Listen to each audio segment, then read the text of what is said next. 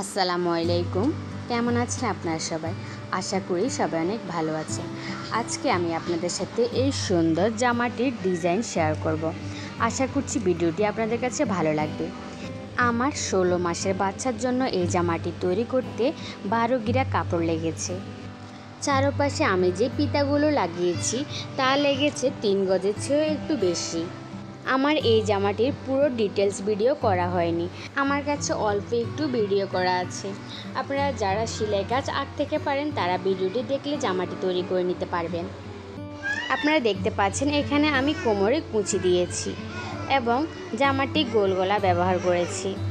জামাটি আমি মাঝখান পর্যন্ত সেলাই করে নিচ দিয়ে একটু কাটা রেখেছি যেন দেখতে সুন্দর দেখা যায়। আর হাতাটা আপনারা লক্ষ্য করলে বুঝতে পারবেন জামাটি আমি অনেকটা কাপ্তানের মতো করে তৈরি করেছি।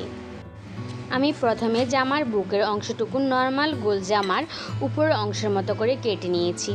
তারপরে জামাটির কোণার অংশটুকু একটু রাউন্ড করে কেটে নিয়েছি, আপনারা লক্ষ্য করলে বুঝতে পারবেন। আমি জামার বুকের নিচের অংশটুকু রাউন্ড করে কেটে নিয়েছি যেন পিতাটি লাগাতে সুবিধা হয়। আর আমি পিছনের অংশটুকু বোতাম দেওয়ার জন্য বোতাম ঘর করে নিয়েছি। এখন আমি এই ফিতাগুলো জামাটির চারপাশে সেলাই করে নেব। জামাটির ভালো পাশ উপরে রেখে তার উপরে ফিতাটি রেখে আমি সেলাই করে নেব। সেলাই করার পরে আমি এখানে চারপাশে একটি চাপ সেলাই দিয়ে নেব। আপনারা দেখতে পাচ্ছেন আমি কিভাবে সেলাইটি করে নিয়েছি। আপনারা যদি এই জামাটির পুরো ডিটেলস ভিডিও পেতে চান তাহলে অবশ্যই আমাকে কমেন্ট করে জানাবেন, তাহলে আমি আরেকটি জামা সেলাই করে আপনাদের সাথে তা শেয়ার করব।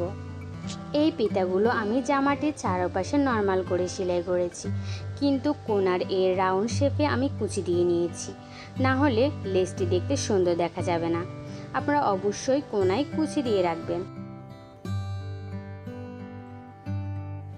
আমি এখানে বোতাম ঘরের জন্য ঘর করে নিয়েছি, এখানে আমি বোতাম লাগিয়ে নেব। তারপরে আমি পুরো জামাটি সেলাই করে নিয়েছি। উপরে আমি 4 ইঞ্চি পরিমাণ রেখে তারপর থেকে হালকা একটু সেলাই করে নিয়েছি। নিচের অংশটুকু আমি কাটা জামার মতো করে রেখেছি, আপনারা লক্ষ্য করলে বুঝতে পারবেন। আমার এই জামার ডিজাইনটি যদি আপনাদের কাছে ভালো লেগে থাকে তাহলে অবশ্যই একটি লাইক দিবেন, কমেন্ট করবেন এবং চ্যানেলটি সাবস্ক্রাইব করে আমার পাশে থাকবেন। আমার চ্যানেল থেকে আপনাদের সবাইকে ঘুরে আসার আমন্ত্রণ রইল। আমার চ্যানেলে আপনারা বিভিন্ন ধরনের হাতে তৈরি জিনিসের ভিডিও পেয়ে যাবেন। আজকের ভিডিওটি এখানে শেষ করছি। আল্লাহ হাফেজ।